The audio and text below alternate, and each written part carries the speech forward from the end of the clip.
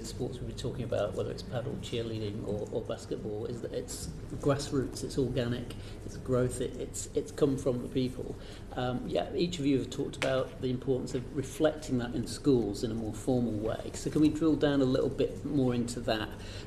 Scott, to you in particular, I think you say the LTA has got a 50% reach into schools.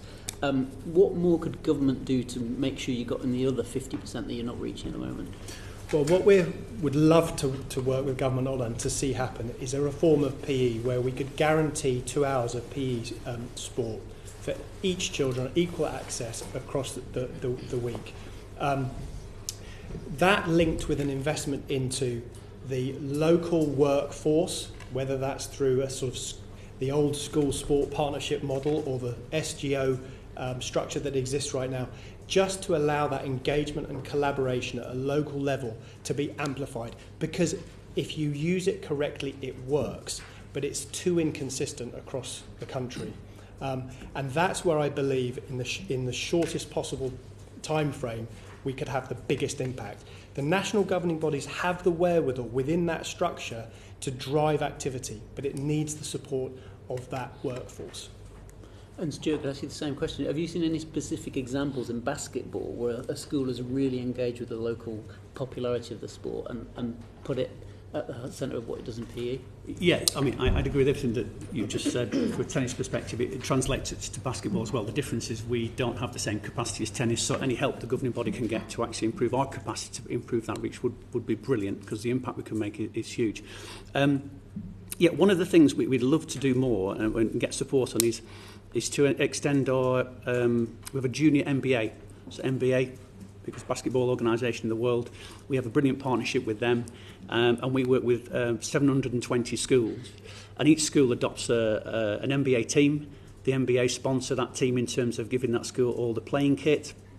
We've got some basic lesson programmes that go with it, and we inspire kids. We just fill them full of joy around relating to what's going on in America with the NBA team. They translate that into a lesson. They're part of playing locally at their school and their local club if they've got a local club. And then we have a district competition. They all come together and celebrate basketball.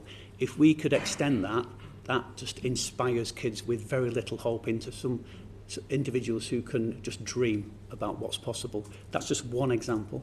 The other thing I mentioned at the opening of this hearing was this idea of physical literacy, and we're happy to be very unselfish. It's a brilliant programme that could be put through all primary schools. You don't have to be an expert coach. It's very basic physical literacy.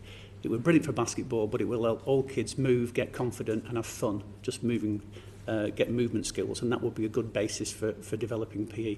On the PE front, it is still a mystery, I think, with all the emergence in the last 10 years of things like autism and other learning difficulties and neurodiversity, that you hear teachers, trying to put in coping skills and scaffold around learning.